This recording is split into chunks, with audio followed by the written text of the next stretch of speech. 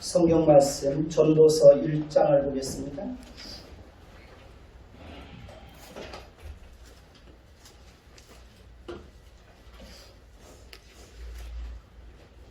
전도서 1장 구약성경 948페이지.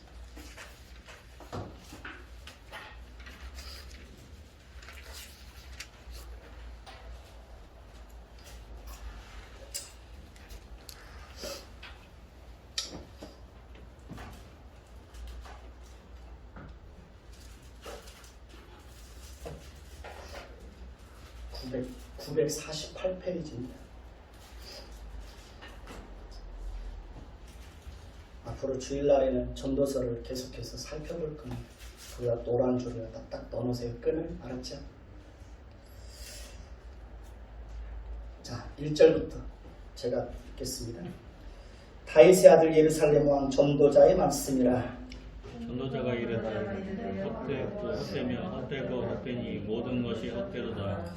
해 아래서 수고하는 모든 수고가 사람에게 무엇이 유익한가? 한 세대는 가고 한 세대는 오되 땅은 영원히 있도다.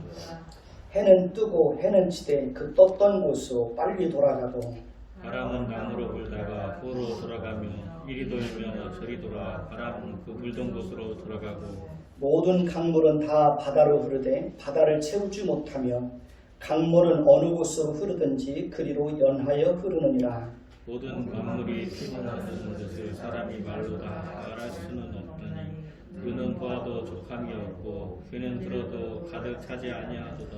이미 있던 것이 후에 다시 있겠고 이미 한 일을 후에 다시 할지라. 해 아래에는 새 것이 없나니 무엇을 가리켜 이르기를 보라 이것이 새 것이라 할 것이 있으랴. 우리가 있기 오래전 세대들에도 이미 있었느니라. 이전 세대들이 기억됨이 없으니 장래 세대도 그 후 세대들과 함께 기억됨이 없으리라. 아멘. 우리 찬미의 수 342장 찬양하겠습니다.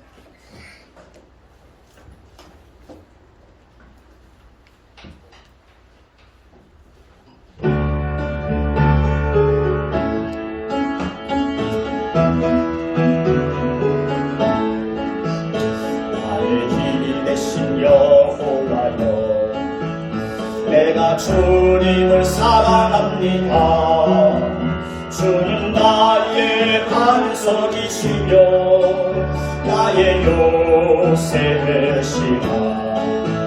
주는 나를 건지시는 나의 주 나의 하나님, 나의 피할 바위시요 나의 방패시라. 나의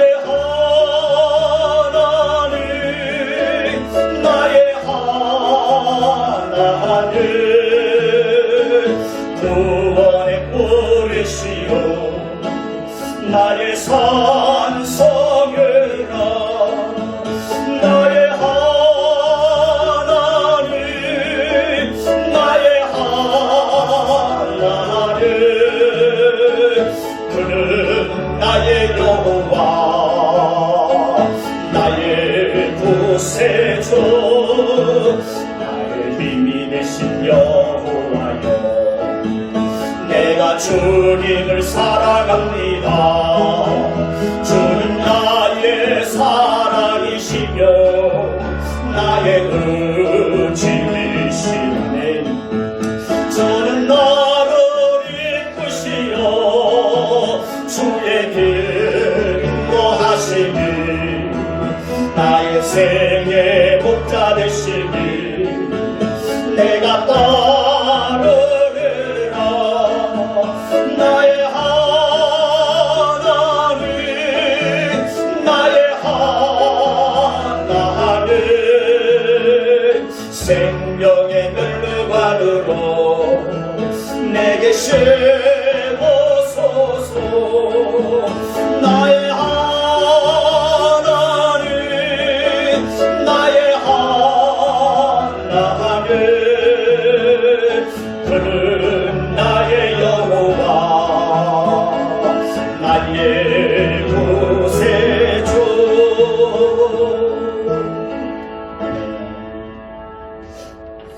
우리 서로 한번 인사 한번 해보십시다. 주님의 이름으로 사랑합니다. 주님의 이름으로 사랑합니다. 주님의 이름으로 축복합니다. 주님의 이름으로 축복합니다. 오래간만에 예배 시간에 서로 인사하는 것 같아요. 마스크 쓰고 있어가지고 조심스러워가지고 한 1년 가까이 제대로 인사도 못하고 지냈던 것 같습니다. 오늘부터 우리는 전도서의 말씀을 살펴보게 될 것입니다. 전도서는 잠언의 말씀과 함께 지혜서라고 불리고 있습니다. 전도서는 이 세상의 현실이 어떠한지와 또 인간의 한계를 정확하게 인식하도록 돕고 있습니다. 전도서는 하나님의 백성들이 이 세상과 인간의 한계 속에서 어떻게 살아가는 것이 우리의 삶을 더 가치 있게 하는지를 잘 알려주고 있습니다. 오늘 말씀 1절을 보시면 다윗의 아들 예루살렘 왕 전도자의 말씀이라 라고 말하고 있습니다. 다윗의 아들이면서 예루살렘 왕이 된 자는 누구일까요? 바로 솔로몬입니다. 우리는 이 말씀을 통해서 전도자의 말씀을 기록한 사람은 솔로몬이라는 것을 알 수 있습니다. 솔로몬은 자신을 다윗의 아들 예루살렘 왕 전도자라고 소개하고 있습니다. 그저 단순하게 솔로몬의 말이라 그렇게 말하지 않고 자신을 다윗의 아들 예루살렘 왕 전도자의 말씀이라고 소개하는 데는 그만한 이유가 있습니다. 하나님은 다윗에게 두 가지를 약속했습니다. 첫째는 다윗의 후손들로 하여금 계속해서 왕 일을 이어가게 하시겠다고 약속했습니다. 두 번째는 다윗의 아들 솔로몬을 통해서 성전을 건축하게 하시겠다고 말씀했습니다. 그러니까 솔로몬이 자신을 다윗의 아들이라고 소개하는 것은 자신은 하나님께서 다윗에게 언약하신 대로 그 약속에 의해서 왕이 된 자라는 것을 드러내고 있는 것입니다. 그러니까 그는 스스로의 힘으로 왕이 된 자가 아니라 하나님에 의해서 세움을 입은 왕입니다. 그것도 세상 나라의 왕이 아니라 예루살렘의 왕입니다. 예루살렘의 왕은 하나님의 백성, 하나님의 교회를 다스리는 자입니다. 솔로몬은 하나님께서 다윗에게 언약하신 대로 그 약속에 의해서 이스라엘의 왕으로 세움을 입고 하나님의 백성들을 다스리는 자였습니다. 솔로몬은 자신을 전도자라고 소개하고 있습니다. 우리 전도서 12장을 한번 보십시다. 전도서 12장입니다. 전도서 12장 9절, 10절을 한번 보십시다. 전도서 12장 9절, 10절.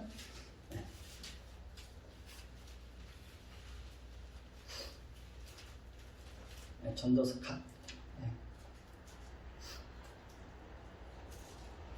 960페이지죠. 제가 먼저 읽습니다. 전도자는 지혜자이어서 여전히 백성에게 지식을 가르쳤고 또 깊이 생각하고 연구하여 잠언을 많이 지었으며 전도자는 힘써 아름다운 말들을 구하였나니 진리의 말씀들을 정직하게 기록하였느니라. 여기 보면 이 말씀에 보면 전도자가 무엇을 하는 사람인지를 잘 설명해 주고 있습니다. 9절을 다시 보면 전도자는 어떤 사람입니까? 지혜자이어서 백성에게 뭘 가르치는 자입니까? 지식을 가르치는 자라고 말하고 있습니다. 그리고 전도자는 깊이 생각하고 연구하는 자라고 말하고 있죠. 그리고 전도자는 잠언을 많이 지은 자라고 말하고 있습니다. 잠언에서 그 잠자는 한문으로 바늘잠자를 사용합니다. 바늘처럼 찌른 말이 바로 뭡니까? 잠언입니다.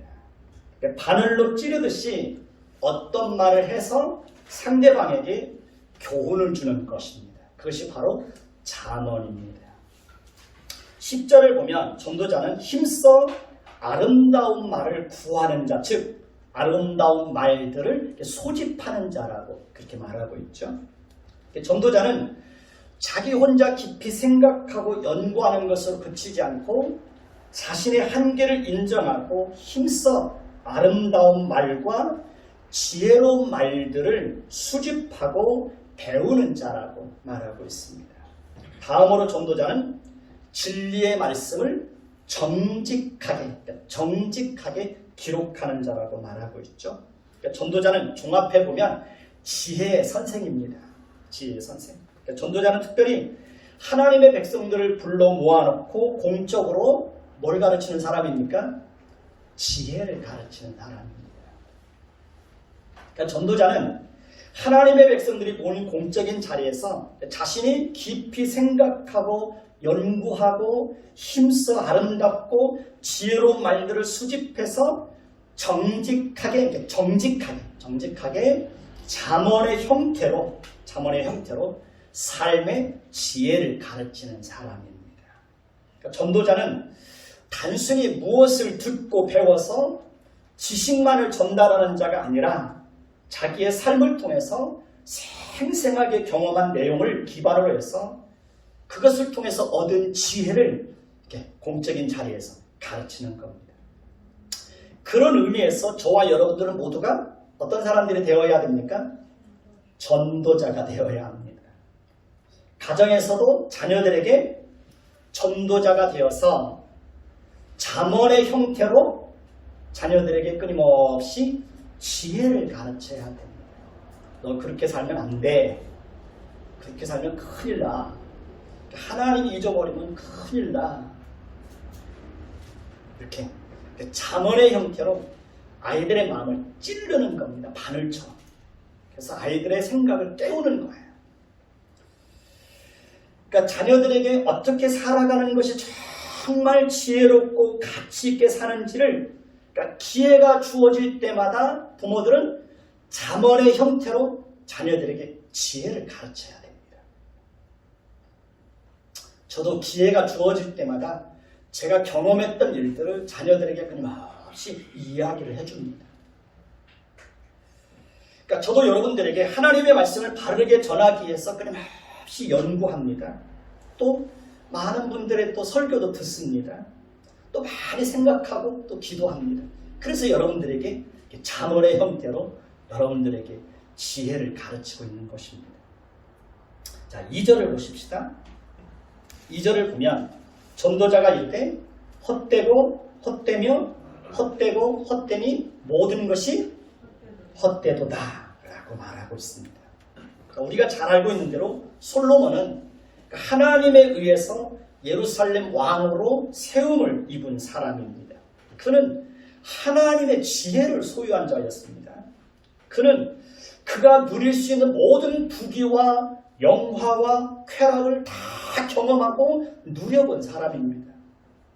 그는 이방 여인들과의 결혼으로 인하여 한때 우상숭배에 빠지고 죄를 범하여 하나님이 없는 그런 삶을 살기도 하였습니다.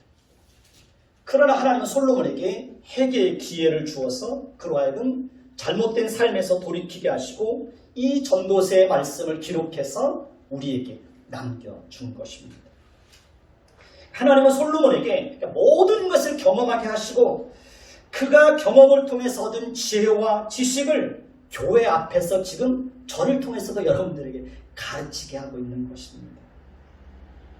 솔로몬이 해 아래서 이루어지는 모든 일을 생생하게 자기가 다 경험하고 내린 결론이 뭐냐? 모든 것은 어떻다는 겁니까? 헛되다는 겁니다. 2절을 다시 보면 전도자가 가로되 헛되고 헛되며 헛되고 헛되니 모든 것이 헛되도다. 이 말씀에 보면 전도자는 헛되다는 말을 5번이나 반복하고 있습니다. 전도자는 지금 허무 중에 최고의 허무를 말하는 거예요. 그러니까 그 전도자가 느꼈던 그 허무, 그 헛됨은 감히 우리는 그 깊이를 측량할 수 없을 것 같아요. 헛되다는 말은 입김, 안개, 덧없다라는 의미를 가지고 있습니다. 우리가 추운 겨울에 밖에 나가서 후 하고 입김을 불면 잠시 하얀 입김이 보이는 것 같지만 어떻게 됩니까? 금방 사라집니다. 안개도 마찬가지죠. 짙게 낀 아침 안개도 해가 뜨면 금방 사라집니다. 그러니까 안개나 입김은 실체가 있는 것 같지만 금방 사라집니다. 전도자는 자신이 많은 것을 소유하고 경험하고 누려보았지만 그 모든 것이 잠시 있다가 사라지는 아침 안개와 같고 입김과 같더라는 겁니다. 그러니까 덧없다는 거예요. 덧없다는 겁니다. 야고보서 4장 4절을 보면 내일 일을 너희가 알지 못하는도다. 너희의 생명이 무엇이냐? 너희는 잠깐 보이다가 없어지는 안개니라. 그렇게 말하고 있죠. 그러니까 우리의 생명이 잠깐 보이다가 없어지는 안개와 같다는 겁니다. 이사야 40장 6절을 보면 모든 육체는 풀이요 그의 모든 아름다움은 들의 꽃과 같다라고 말하고 있습니다. 모든 육체는 풀처럼 시들어지고 모든 아름다움은 들의 꽃과 같이 쉽게 사라진다는 거예요. 제가 고등학교 다닐 때 함께 새들어 살았던 그 신혼부부가 있었습니다. 그 집에는 5살짜리 그 어린 여자아이가 있었고, 그 다음에 또 이제 둘째를 임신해가지고 아들을 낳았습니다. 딸을 낳았으니까 얼마나 아들을 기다렸겠어요? 아들을 낳았어요. 아들을 낳고 얼마나 기뻐했는지 몰라요. 근데 그 아들이 일주일 만에 죽었습니다. 집에서 아이를 낳았는데 이 남편이 경험이 없어가지고 그 탯줄을 자를 때 그 가위를 소독을 하지 않은 상태에서 탯줄을 자른 거예요. 그래서 그 가위를 통해서 탯줄에 세균이 들어간 거예요. 아이가 일주일 동안 계속 울기만 하는 거예요. 근데 그걸 모르는 거예요. 일주일 만에 그 아이가 죽었습니다. 한 생명이 태어났는데 존재하는 것 같았는데 어느 순간에 일주일도 지나지 않아서 아이가 사라진 거예요. 얼마나 허무했겠어요. 지금도 그렇게 슬퍼하고 이렇게 아파하는 모습이 지금도 이렇게 기억에 납니다. 그러니까 잠시 존재하는 것 같은데 어느 순간에 보면 존재하던 것들이 우리 곁에서 사라지고 없어지는 것들을 우리는 얼마든지 경험할 수 있습니다. 그러니까 우리가 그렇게 소중하게 여겼던 것들이 어느 순간에 보면 사라지고 없습니다. 세상은 그렇게 헛되고 허무하고 덧없이 그렇게 흘러간다는 것입니다. 아담과 하와는 범죄한 이후에 하나님께서 그들에게 주신 약속을 따라서 자녀를 낳습니다. 첫째 아들이 누구입니까? 첫째 아들이 누구예요? 가인이 있잖아요. 아담과 하와는 가인을 낳은 이후에 자신들이 여호와로 말미암아 등남하였다. 그러니까 하나님으로 말미암아 하나님의 아들을 주셨다는 거예요. 그것 때문에 기뻐하고 환호하고 감격하는 것을 봅니다. 근데 둘째 아들을 낳았습니다. 둘째 아들의 이름이 뭔지 아십니까? 아벨입니다. 아벨이라는 이름은 호흡, 숨, 그런 의미를 가지고 있습니다. 그러니까 아벨의 이름 속에 그의 운명이 담겨져 있는 겁니다. 그러니까 아담과 하와는 아벨을 낳은 이후에 자신들의 범죄로 인하여 평생을 죄와 비참함 속에서 살아야 하는 인생이 얼마나 허무하고 헛된 것인지를 철저하게 깨닫고 그의 둘째 아들의 이름을 아벨이라고 지었던 것입니다. 그리고 아벨은 잠깐 살아있고 호흡하고 숨쉬는 것 같았지만 그의 형 가인에 의해서 어떻게 됩니까? 광야에서 돌에 맞아 죽습니다. 그러니까 형의 손에 의해서 동생이 죽은 최초의 가인은 살인자가 되었고 아벨은 최초로 형의 손에 의해서 죽은 사람이 된 거죠. 그러니까 그의 생명이 그렇게 순식간에 사라져버렸어요. 인생은 그렇게 아침 안개와 같이 허무하고 덧없이 사라지는 그런 존재라는 것입니다. 전도자는 자신이 왜 모든 것이 헛되다는 결론을 내릴 수밖에 없게 되었는지 그 이유를 전도서 전체를 통해서 우리에게 자세하게 설명해 주고 있습니다. 우리는 그 모든 내용을 이제 주일날마다 전도서를 통해서 차근차근 살펴가게 될 것입니다. 자, 3절을 보십시다. 3절을 보면 해 아래서 수고하는 모든 수고가 사람에게 무엇이 유익한가? 라고 전도자는 질문을 던지고 있습니다. 해 아래서 수고하는 모든 수고가 사람에게 무엇이 유익한가? 여러분에게 이제 질문을 던지고 있는 거예요. 우리에게. 해 아래서는 우리가 이 땅에서 육신의 몸을 입고 사는 동안 또 그런 기간들을 의미함과 동시에 하나님께서 온 우주 만물을 창조하신 이후에 이 땅에서 이루어지는 모든 일들을 의미합니다. 아담의 범죄로 인하여 아담 이후에 태어나는 모든 인간은 유전적으로 죄성을 가지고 태어나고 죄와 비참함 속에서 또 그렇게 살아가는 존재가 되었죠.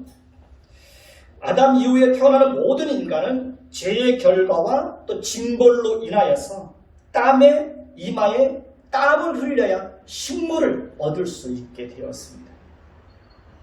자, 우리가 살고 있는 이 세상은 어떤 곳입니까?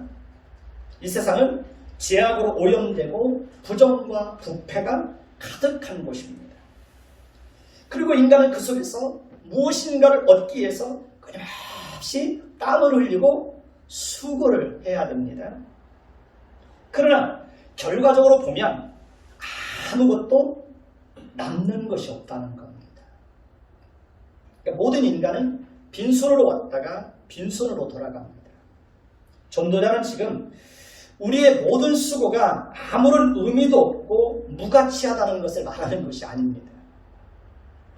우리가 수고하고 있기에 우리는 그 수고의 열매로 인하여서 우리의 인생을 살고 가정도 지키고 자녀들도 양육할 수 있게 되는 것입니다. 우리의 모든 수고에는 그 나름대로의 어떤 의미가 있고 가치가 있는 것이 사실입니다.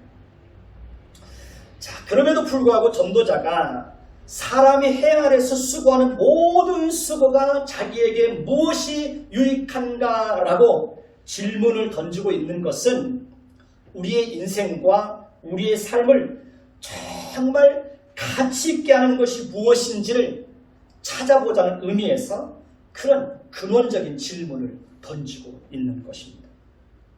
결과적으로 보면 우리는 빈손으로 왔다가 빈손으로 가는 인생인데 그 속에서 하나님과 전혀 상관없이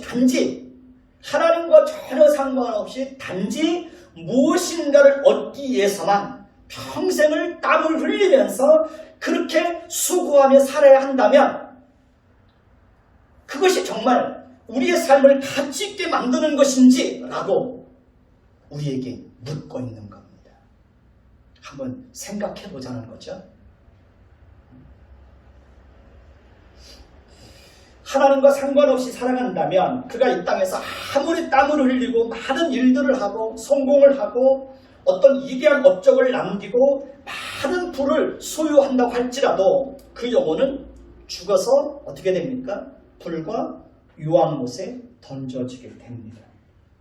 그렇게 보면 그가 이 땅에서 수고하는 모든 수고가 그에게 무엇이 유익하며 그 속에서 무슨 인생의 참된 의미와 가치를 발견할 수 있겠느냐는 거죠.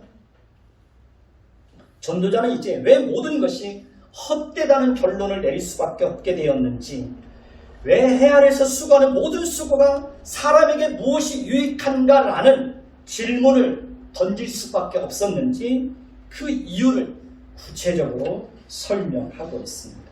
4절을 보십시다.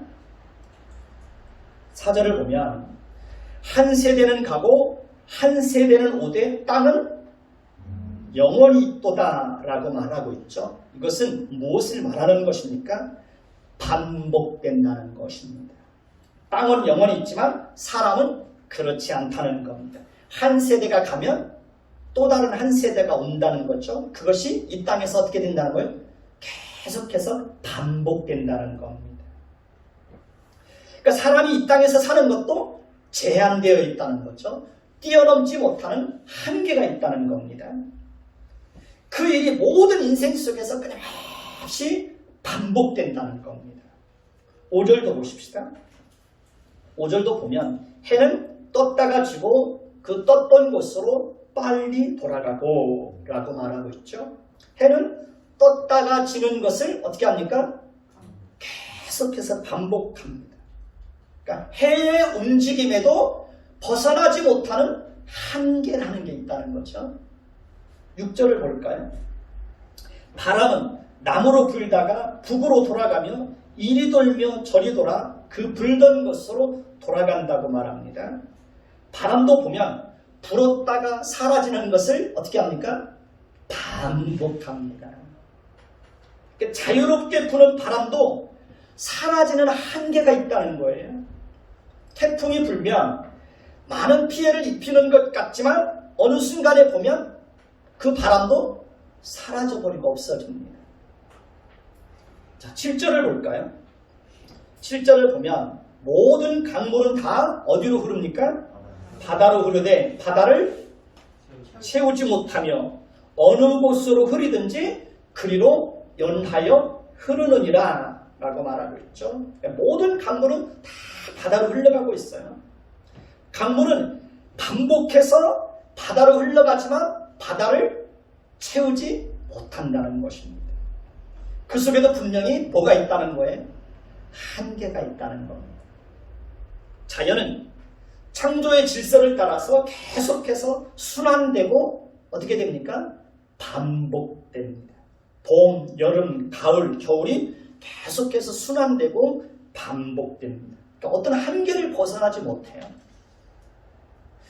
우리의 삶도 끊임없이 반복되고 어떤 한계를 벗어나지 못하고 있다는 것을 우리는 잘 알 수 있습니다. 우리의 삶을 보면 이러한 사실을 금방 알 수 있습니다. 직장인들은 어떻게 합니까? 아침 일찍 일어나서 씻고 밥 먹고 출근했다가 시간 되면 퇴근해서 집에 돌아와서 씻고 밥 먹고 텔레비전 보다가 잠을 잡니다. 주부들은 집안에서 빨래하고 청소하고 밥하고 반찬 만들고 밥상 차리고 밥 먹고 나면서 설거지하고 그런 일들을 다시 반복합니다. 하루에도 3번씩이나 합니다. 학생들은 아침 일찍 일어나서 씻고 밥 먹고 학교 가서 공부하다가 시간 되면 집에 돌아와서 또 여기저기 학원 다니고 밤늦게까지 공부하다가 잠을 잡니다. 초등학교 6년, 중학교 3년, 고등학교 3년, 대학교 4년. 그럼 몇 년입니까? 그럼 16년입니다. 대학원까지 하면 19년입니다. 16년에서 19년 동안을 계속 같은 생활을 반복합니다. 앞으로 수인이가 얼마나 똑같은 생활을 반복해야 될지. 그러니까 똑같은 생활을 그 다람쥐 쳇바퀴 돌리시 계속 반복하는 거예요. 우리는 이 땅에서 육신의 몸을 입고 살아가는 동안 이러한 생활을 끊임없이 반복하면서 살아가게 됩니다. 그러니까 어떤 굴레를 벗어나지 못하고 그렇게 평생을 살아갑니다. 그리고 끊임없이 어떤 한계에 부딪힙니다. 그리고 그 한계 앞에 넘어지고 실망하고 좌절하고 아파하고 눈물을 흘리고 괴로워하죠. 이게 우리 인생입니다. 8절을 볼까요? 같이 봅니다. 시작. 만물의 피곤함을 말로 다 할 수 없나니 눈은 보아도 족함이 없고 귀는 들어도 차지 아니하도다 라고 말하고 있습니다. 그러니까 전도자의 눈에는 끊임없이 순환되고 반복되는 자연의 질서를 보면서 그 모든 것이 말로 다 할 수 없을 만큼 피곤하게 보였다는 거죠. 자연이 실제로 피곤하다는 것이 아니라 전도자의 눈에는 그렇게 보였다는 거야. 끊임없이 순환되고 반복되는 그 자연의 질서를 보면서 피곤해 보였다는 거죠. 사람의 일상도 보면 똑같은 일상들이 끊임없이 반복되고 있습니다. 이것이 우리 인생이에요. 그 속에서 우리는 매일같이 피곤하고 고달픈 인생을 살아가게 됩니다. 반복된 일상을 통해서 얼마나 많은 사람들이 피곤하고 지쳐있는지 모릅니다. 그러니까 만물의 피곤함은 물론 사람들의 그 피곤함도 말로 설명할 수가 없어요. 사람이 먹고 산다는 것이 얼마나 피곤하고 힘든 일입니까? 어떤 사람은 과로사로 죽기도 하죠. 어떤 사람들은 피곤함으로 인해서 눈이 파랗게 충혈되어 있어요. 그 피곤하고 지친 그 삶으로 인해서 또 몸이 망가지기도 하고 심지어 건강을 잃고 또 죽기도 합니다. 이 동네에 그 해장국집 하시는 그 사장님이 있습니다. 그거는 24시간 그 해장국을 하고 있어요. 근데 그분이 이제 몸에 병이 들으셨어요. 얼마 전에 봤는데 그 얼굴이 완전히 병색이 그 짙게 그렇게 드리워져 있는 것을 볼 수 있었습니다. 사람이 사는 게 그렇게 힘들고 피곤해요. 그리고 때로는 건강을 잃기도 하고 또 원치 않게 또 일찍 또 세상을 떠나기도 합니다. 제가 아는 사람은 매일같이 공장에서 먹고 자면서 일을 해요. 집에도 일주일에 한 번밖에 안 들어가요. 그러니 사람이 먹고 산다는 것이 얼마나 피곤한 일인지 모릅니다. 그런데 문제는 그러니까 무엇인가를 얻기 위해서 같은 일상들을 다시 반복하고 살고 있지만 그 속에서 진정한 만족을 얻지 못한다는 것입니다. 이게 참 괴로운 거죠. 그러니까 아무리 많은 것을 가져도 만족이 없다는 거예요. 그러니까 만족할 줄 모른다는 거죠. 여기 보면 눈은 보아도 족함이 없고 귀는 들어도 가득 차지 않는다. 보아도 만족하지 않고 들어도 만족하지 않고 열심히 같은 일상을 끊임없이 반복하면서 살고 있는데 그 각자의 그 마음속에 진정한 만족이라는 게 없다는 거예요. 여러분은 만족하십니까? 그러니까 만족이 없기 때문에 당연히 뭐도 없어요? 행복도 없는 거죠. 여러분 주변에 정말 자신이 가지고 있는 것으로 만족하고 나는 행복하다라고 그렇게 그 고백하며 사는 사람을 여러분 주변에서 만나본 적 있습니까? 여러분은 정말 행복하십니까? 인간은 아무리 많은 것을 가지고 있어도 자신이 소유하고 있는 것으로 인해서 절대로 만족하고 행복할 수 없는 그런 존재입니다. 인간은 돈과 권력과 명예와 성공과 쾌락만 가지고는 절대로 만족하고 행복할 수 없는 그런 존재로 그렇게 지음을 받았습니다. 인간은 오직 하나님으로만 진정한 행복과 만족과 즐거움을 얻을 수 있는 그런 존재입니다. 인간의 영혼과 마음은 소유로 만족하고 채워질 수 없는 그런 존재입니다. 인간의 영혼과 인간의 마음과 영혼의 목마름은 세상의 즐거움으로 채워질 수 있는 게 아닙니다. 인간의 마음과 영혼의 목마름은 오직 하나님과 인격적인 만남이 이루어질 때 비로소 해결될 수 있는 것입니다. 인간의 영혼이 하나님을 만날 때 진정한 행복과 만족을 얻을 수 있습니다. 하나님과 인간은 창조주와 피조물과의 관계입니다. 그렇기 때문에 모든 인간은 하나님을 왕으로 인정하고 하나님을 주인으로 모시고 그 하나님의 다스림과 그 하나님의 보호 아래서 살아갈 때만 끊임없이 반복되는 일상생활 속에서도 삶의 의미와 가치를 발견할 수 있고 그 속에서 진정한 행복과 만족을 누릴 수 있게 되는 것입니다.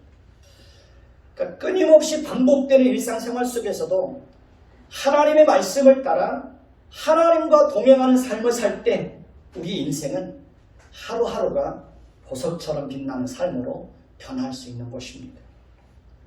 그러니까 하나님과 상관없이 살아가는 모든 일상은 그저 단순하게 반복되고 있는 것에 불과한 것입니다.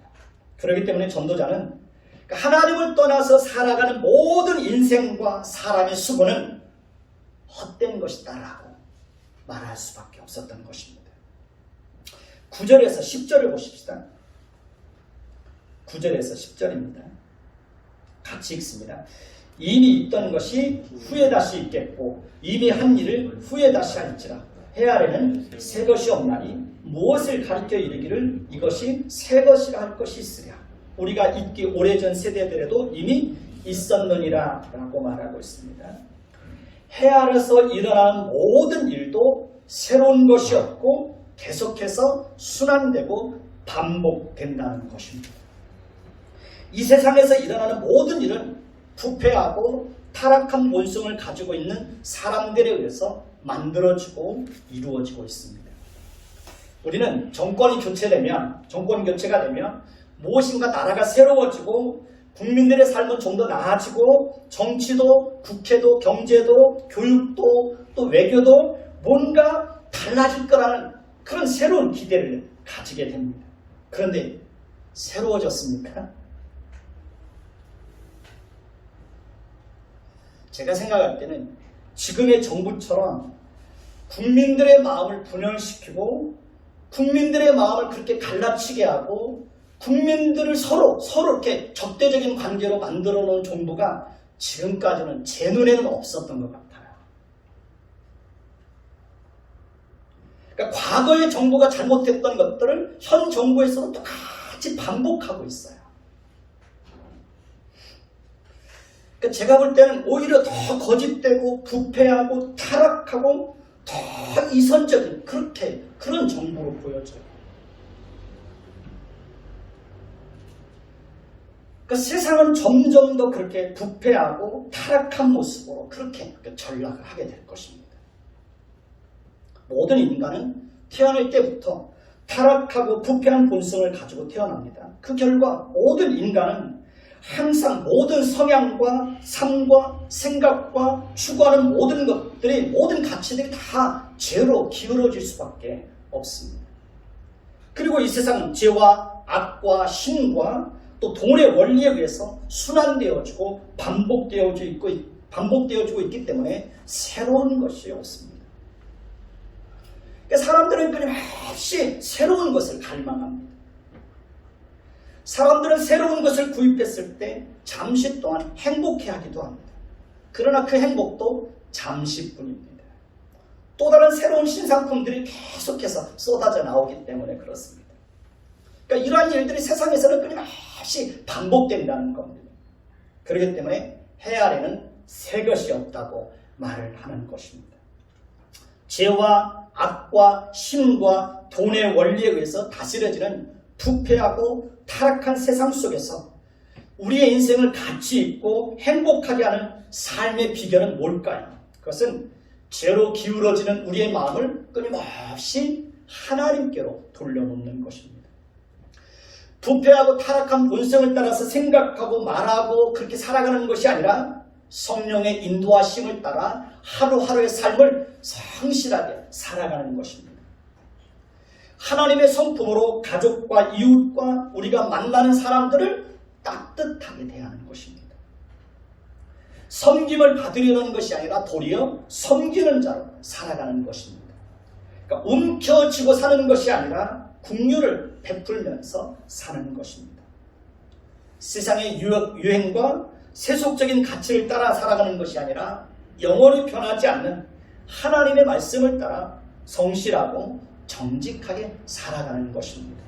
우리가 그렇게 살 때 우리의 삶은 세상 속에서도 보석처럼 빛을 발하게 되는 것입니다. 전도자는 해 아래서 이루어지는 모든 일들은 반복되는 것이고 새로운 것이 없지만 하나님은 우리를 위해서 새 일을 행하실 것이라고 말씀하고 있습니다. 이사야 43장 19절을 보시면 보라 내가 새 일을 행하리니 이제 나타날 것이다. 너희가 그것을 알지 못하겠느냐? 반드시 내가 광야의 길을 사막의 강을 내리라고 말씀하고 있습니다. 그러니까 하나님은 우리를 위해서 얼마든지 새 일을 행하실 수 있다는 것을 말씀하고 있습니다. 하나님은 우리를 위해서 얼마든지 새로운 길을 열어주실 수 있는 분입니다. 하나님께서 우리를 위해서 행하신 가장 크고 위대하고 새로운 일은 우리로 하여금 예수를 믿게 한 것입니다. 우리가 반복되는 일상생활 속에서도 피곤하고 지치고 괴로운 인생을 살아갈 수밖에 없는 그런 상황 속에서도 하나님께서 우리를 그렇게 살지 않도록 우리를 그 죄와 비참함 속에서 우리를 건져주셨습니다. 그래서 하나님은 우리에게 새로운 인생을 살아가게 하신 것입니다. 고린도후서 4장 16절을 보시면 그러므로 우리가 낙심하지 않으니 우리의 겉사람은 낡아지나 우리의 속사람은 날로 새로워진다고 말하고 있습니다. 성도의 삶이 무엇입니까? 우리 인생을 날마다 새롭고 행복하고 가치 있게 하는 비결은 무엇입니까? 그것은 바로 우리의 속사람이 날마다 새로워지는 것입니다. 우리의 겉사람은 날로 변합니다. 늙고 병들고 또 여기저기 약해지고 아픕니다. 그러나 우리의 속사람은 얼마든지 새로워지고 변화되고 성숙해질 수 있습니다. 그러니까 날마다 하나님의 성품을 풍성하게 닮아갈 수 있습니다. 이러한 삶은 오직 하나님의 자녀들에게만 허락된 것입니다. 그렇기 때문에 우리는 매일매일 반복되는 일상생활 속에서도 감사하고 노래하고 찬송할 수 있는 것입니다. 11절을 한번 보십시다. 11절을 봅니다. 같이 봅니다. 시작. 이전 세대들이 기억됨이 없으니 장래 세대도 그 후 세대들과 함께 기억됨이 없으리라. 그러니까 우리가 이전 세대들을 기억하지 않듯이 우리 다음 세대도 우리를 기억하지 않을 것이라는 겁니다. 전도자는 이것 또한 반복되는 것이고 그 또한 헛되고 허무한 것이라고 말하고 있습니다. 사람들은 자신들이 잊혀진다는 것을 굉장히 두려워합니다. 그러나 우리는 두려워할 필요가 없습니다.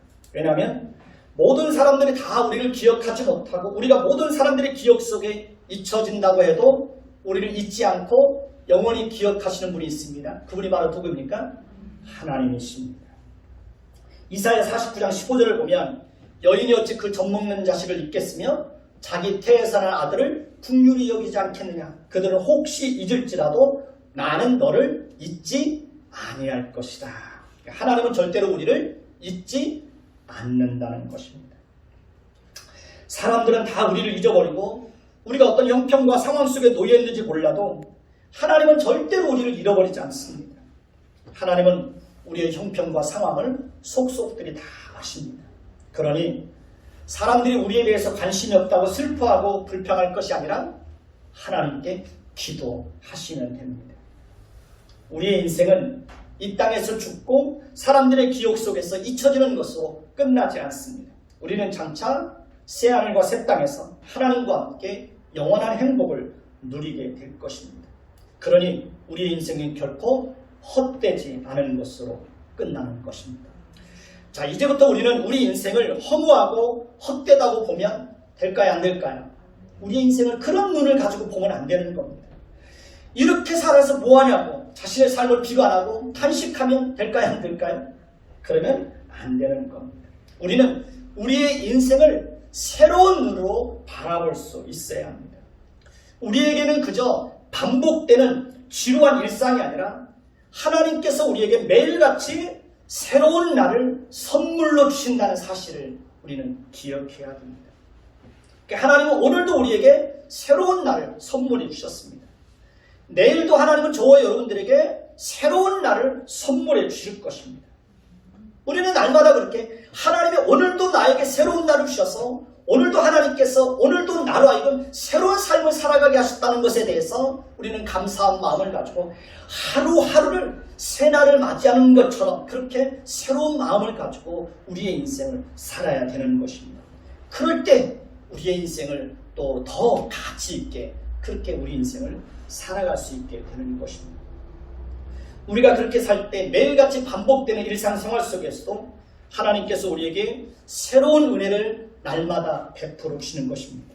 또 하나님께서 베풀어 주신 그 은혜로 또 기뻐하고 감사하고 또 그렇게 하나님께 영광을 돌리는 그런 삶을 살도록 우리의 삶을 이끌어 주시는 것입니다. 기도하겠습니다. 하나님, 해 아래에서 이루어지는 그 모든 것들은 다 헛되고 헛되다는 사실을 우리에게 알려주고 있습니다. 하나님 아버지, 우리는 그런 인생 가운데 살아가고 있지만 하나님은 우리를 그렇게 살지 않도록 하시기 위해서 우리를 하나님 백성 삼아주셨습니다.